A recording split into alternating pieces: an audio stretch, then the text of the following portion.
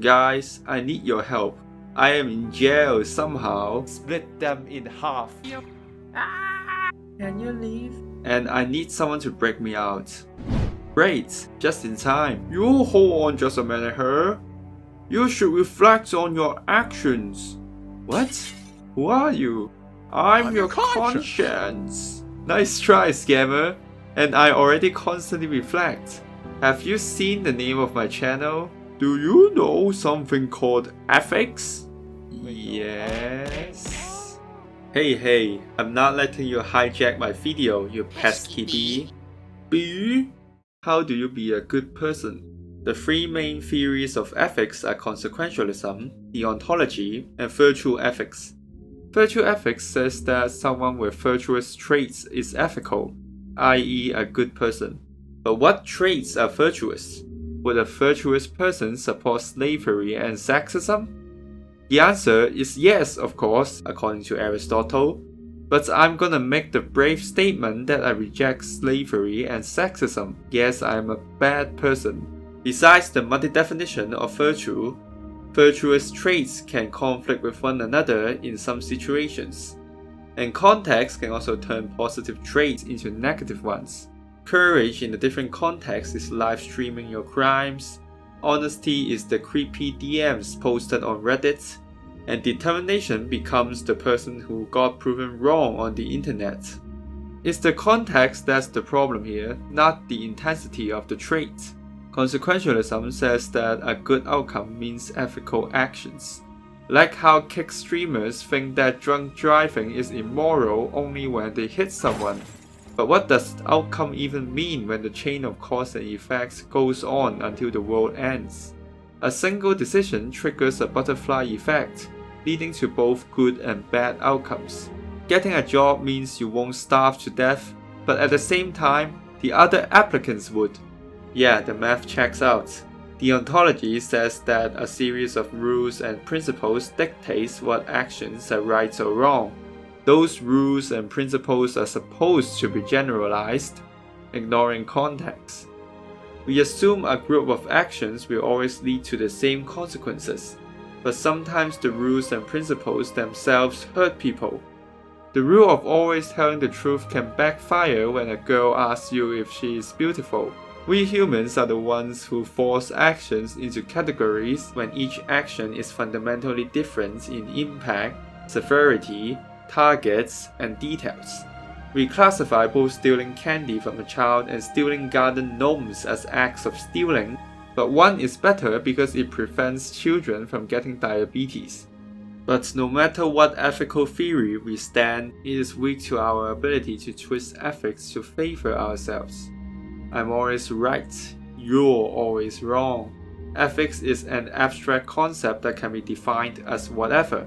No reason to listen to the creative writing of a philosopher from 1000 years ago or a self-proclaimed philosopher on the internet, because they are both freeloaders of society. Every concept exists to serve some purpose, and ethics is the same.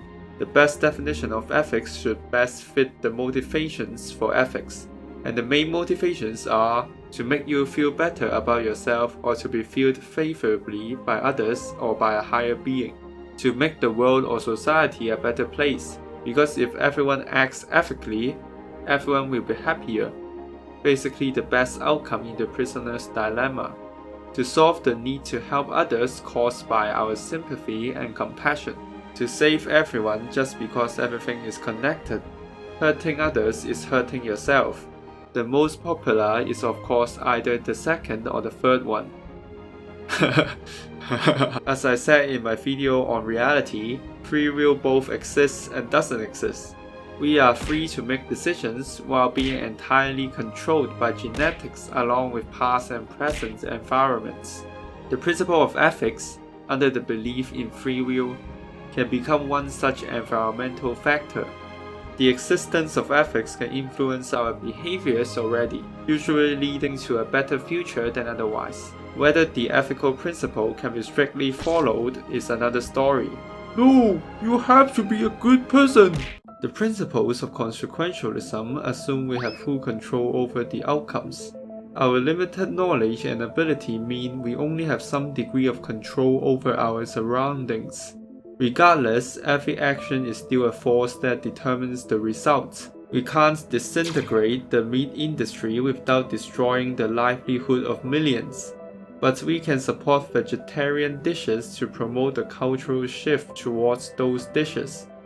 But let's be honest here, if animals aren't meant to be eaten, why do they taste so good? The ontology takes the fact that humans have limitations and jumps to the other extreme. It gives us a hard set of rules and principles so our stupidity and ignorance can't screw it up, which grossly underestimates our ability to drive the screw through the wall. Inside a society or community, rules and principles work to maintain the group and generally results in its members acting more ethically than otherwise. Rules and principles are generalized instructions of how to act under a common situation. But a unique context can create a situation where the instructions don't apply that well. Oh no, someone is about to press a button to nuke the whole world. Will you press a button to make that button kill that person instead? But if you don't press that button, another person will press a button to kill that button. Now, try to apply the rule of not murdering to this situation. The whole point of ethics is to change something, to contribute to the chain of cause and effect. So the outcome has to matter to some degree. Blindly following rules and principles means you are charging along the chain of cause and effect blindly. And you don't have to be blind to know that running without looking is pretty dumb. After all my yapping about how important the outcomes are, the focus is still on actions, because our actions are what we can control to affect the outcome. The end doesn't justify the means, because we can never fully control the end, only the means. A common excuse that child abusers give is the abuse can create someone tougher. But who's to say it won't create a serial killer or even worse? A serial killer that reveals their sad backstory to justify the murders. Here's my ethical principle: to act in a way that moves towards the outcome that maximizes will, with the priority of minimizing suffering or other negative outcomes. Our judgment of ethical action is heavily influenced by emotions. We constantly mistake what makes us feel good as ethical. That's what you are doing, my conscience. Wait, what? No one likes to think of themselves as evil. Except for edgelords and cartoon villains with racist undertones, I guess. On the other hand, absolute selflessness doesn't exist. By helping others, we could relieve the guilt, rage, shame, or pain originating from sympathy, or gain happiness and a sense of purpose. Motivation won't exist if it doesn't reward us. Even self-sacrifices are motivated by desire. Ethical actions benefit ourselves and others at the same time. The world is not a zero-sum game or a love triangle. Although you can argue that love triangles can be solved with polygamy, motivation is only important to help us predict a person's actions. But that's it. Even with good motivation, actions can hurt others. The focus should be on how actions contribute to outcomes. Robbing a bank won't only make me rich, but also land me a prison sentence and a book deal. Each action has near infinite effects extending to the end of time. We are aware of only a small portion of the potential effects, and most of the time we aren't even certain if an effect will happen.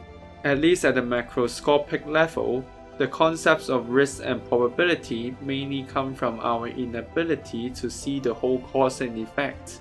When I say this guy has a 50% chance of being an unemployed virgin in his 30s, that only stems from the statistics I got from the population of Discord mods.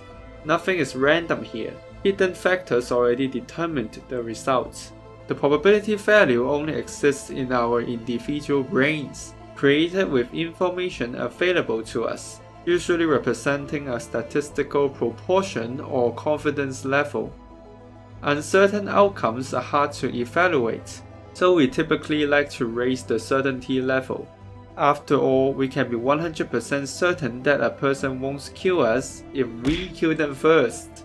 The struggle with the certainty of survival was the driving dilemma in the final parts of Attack on Titan, which is one reason why this show is so good. Even if she does get over me, I think it should take her 10 years at least. Truly peak cinema. An effective strategy to deal with uncertainty is to favor the near present over the far future. The present bias has its benefits. The outcomes near the present are happening soon, but we can still change the outcomes in the future with other actions. All those issues I've talked about for the last couple of minutes are only from one action. So what about the infinite other actions we can't even come up with? Let us sweep them under the rug and talk about how I have no other choice. Because we can take many possible actions, a better decision always exists. If we donate $100 to charity, donating $200 would be better. Even if we donate all our money to charity, we could have tried harder and earned more money in the past to donate. How dare we prioritize our own sanity and well-being over thousands of starving children? Reality is much worse than simple moral dilemmas like the trolley problem because life is not just two choices. Rather, it is a series of near infinite possible choices, each affecting the next. Doing nothing is also an action because it influences the outcome. We can never choose the best future, even if we can define what the best future is. Remember that we can't even decide who the best girl in an anime is. Talking about the most ethical decision is pointless. We can only talk in relativities. We can't choose the most ethical choice, but we can choose the more ethical choice among the ones we can think of, like maybe choosing not to murder over murder. This deviates from the traditional concept of moral relativity, which talks about how the same action can have varied degrees of ethicality when viewed by different people. A flawless defense you can use in court if you ask me. Each person does have a unique concept of ethics in their brain, but some concepts of ethics can achieve their purpose more than others. Many people often say that we shouldn't judge another time period or a fictional setting with our moral standards. But that's just because each setting provides a limited set of feasible choices. Let's say an isekai MC casually went out to a store to buy a sex slave and then slept with her. Question: is that hypothetical action ethical? If you paid attention to this video instead of scrolling TikTok, you would know this is a trick question, because the real question is whether that action is more ethical than other potential actions. The other actions could be buying the slave but setting her free, buying the slave but not having sex with her, or not writing this plot point in the first place. The negative consequence of those actions is the audience can't get their wish fulfillment. Oh no, someone kicked a puppy. Oh look, he was run over by a car. Question: did he deserve it? Of course not. He died too quickly. Should someone who chose a less ethical choice get what they deserve? Well, you shouldn't hurt others. The concepts of revenge and justice would say, yes, definitely. Hatred and anger were useful emotions to protect us in the chaotic world of survival of the fittest. Revenge was the action we used to threaten others so that other humans or animals would not mess with us and we could survive. Laws aim to serve the same functions, but in a way where society won't collapse. In a civilized society, instead of threatening to kill someone, you will be threatening to sue them until they lose their will and kill them. Without systemic punishment, people will take matters into their own hands through vigilante justice, which is highly driven by emotions and care less about innocence until proven guilty. Innocent people will get framed, and anger can cause an insult to escalate to a murder. And this is not from my personal experience. I've never killed anyone. Never! Do you hear me, gods? Both revenge and laws assign blame to individuals for their actions and punish them. We determine a punishment as fitting if we perceive it to be, but our perceptions are biased. That doesn't matter as long as punishments can maintain the public sense of fairness, scare off potential criminals, and isolate threats from society. The death penalty is no longer necessary once society can handle criminals better and prison becomes a strong enough deterrent for crimes. Also, as the execution methods are getting lamer, laws and punishments ultimately serve to contribute to the chain of cause and effect, pushing the world toward a slightly more ethical future than otherwise. It is natural to believe in a grand cosmic balance of everyone getting what they deserve, but this is just our emotions of anger and hatred in disguise. An action that feels right isn't always ethical, especially when impulsively driven by anger. Emotions only lead to motion, but ethics actually fix things. Yeah, it took me an hour to come up with this pun. Certain people are more prone to choose less ethical options. But the key word here is prone to. We should judge the situation and its context, not only the person. Except for people I hate. A common view is that ethics aim to solve pain and suffering. If that's true, the options include physiologically removing the sensation of pain, outlawing human reproduction, brainwashing people to stop having kids, or castrating all newborns. Why do these permanent solutions sound more like ideas for a dystopian sci-fi novel? Because they either violate the will of humans to reproduce or restrict the variety of human will. Pain is only a problem because when we don't want to feel pain. It is all about will in the end. But what will should we prioritize? I said to prioritize avoiding the negative, but sometimes the will to gain the positive is the same as the will to avoid the negative. You don't just avoid death by eating, but also gain fat, diabetes, and subscribers. We can only subjectively judge which potential outcome maximizes will, i.e. will maxing. Even with the same information, people will still disagree over what will maxing means, because the concept of will is vague and cannot be quantified accurately. Not to mention, the will changes every second and sometimes even we don't know what we truly want. But of course your boss will never admit it. The majority of suicidal people don't really want to die. They just want to escape the situation. How many times have we gotten what we want, only to realize it made things worse? That's what I asked myself when I graduated high school without ever dating. Another question is what priority should we give towards a will or a being that doesn't exist yet? The wills of the universe are constantly in conflict, so we have to choose whose will to prioritize. We tend to prioritize ourselves, then our group, then our society, then our species, then all living things, and at last maybe even whatever the will of the universe is. So we probably won't hesitate to wipe out pest species like silverfish or pop-up ads. We can't truly know whether a being like an insect or a fish is that bothered about dying when their brains are so much less sophisticated than ours. Ideally, we should still respect their will to live. However, the sacrifices needed to achieve that are often just too much for us, especially since they are likely to die a horrible death regardless. To not exclude everyone or everything from an ethical principle is a luxury impossible in practice. Caring about the whole human race or the universe wasn't a priority for past humans, because they are too busy thinking of ways not to get killed by the whole human race and the universe.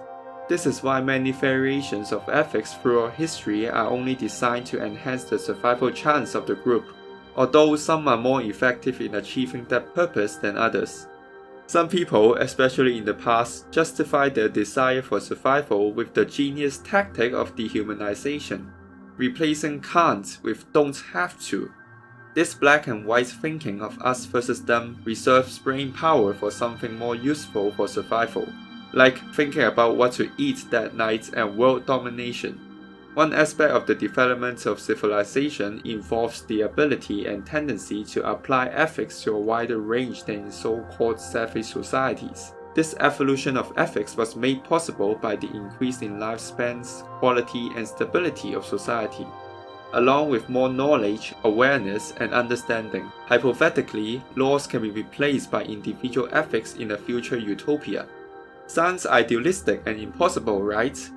But as technology advances, this utopia is still impossible. We just need it even more because it's getting harder for laws to control the internet and AI. The more powerful and knowledgeable we get, the more capacity we have for ethics. Trolley problem? What if you can save all 6 people because you are the Flash? You flash them so they all run away in terror. We have to be aware of our limitations in judgment and the complexity of the world. The trolley problem is an excellent thought experiment that highlights the lack of information in our everyday decisions, like whether there are security cameras around. Sometimes even if we act in the best way we can think of, we will still face negative consequences. There is never a perfect solution because we don't even know all the possible solutions. Dialectics is useful here, which means having two seemingly opposite views at the same time. There's nothing wrong with being a fence sitter who likes how the fence feels. Yeah, so we can accept that choosing the best course of action is impossible, but still try to choose the best one we can think of. Even if we can't know everything, we can still learn more about the world, understand others more through empathy, and constantly reflect on our own actions. In a healthy interval, of course, unless you want to have anxiety or overthink so much that you have to make videos about your thoughts. Before judging the actions of others, we should first learn more about them and the context. Any emotions after attempts to understand are valid, but we don't have to act according to those emotions. Instead, the mindset should be to strive for a more ethical outcome. You don't have to like the person or excuse their past actions, and they still have to face the consequences of their actions. But everyone should be given a chance to improve, except for the chefs at Michelin-star restaurants. In our daily lives, we don't have the brain power to judge each situation with an ethical principle. A solution is to use the emotion of compassion, not only selective toward the people we like, but toward everyone and everything, even criminals or villains. Compassion doesn't mean excusing someone's actions, but trying to understand the cause and effect that led to horrible people and striving to change those causes. Let's start with deleting Twitter. We have and don't have free will at the same time. A person chooses to be a murderer but also is unfortunate enough to become one. We need compassion because without it, ethics would only be a set of cold, inhumane, hypocritical, and self-righteous principles. Whatever your motivation for ethics, your ethical principles should aim to fulfill it. You are not obligated to take more ethical actions. It's not like this cricket can hurt you, but no matter how alone we feel, our actions are intimately connected to the rest of the universe. Maximizing will should still be the best way to think about ethics, because our will at its basic form is a force in the universe that contributes to an outcome. In this imperfect universe, the conflicts between wills are the cause of growth and improvement. To grow from conflict can even be interpreted as the will of the universe, which is why we won't hear the moon screaming about being held captive by the earth. Or maybe it's because space doesn't conduct sound. The need for any form of ethics comes from the emotions and other sensations of living things that make oppositions undesirable. Ethics can be seen as a creation made by emotions to oppose emotional impulses. This conflict has many names: good versus evil, id versus superego, or simply humanity. And yeah, the content in this video is what I've been overthinking since before my channel. I finished saying what I wanted to say, so I might not continue to make videos. Don't worry, you can still follow my Instagram and Threads accounts if you somehow want to hear my thoughts on different topics. Also, please still like and subscribe in case I come back to this channel in the future. Leave a comment to petition releasing me from jail. Bye!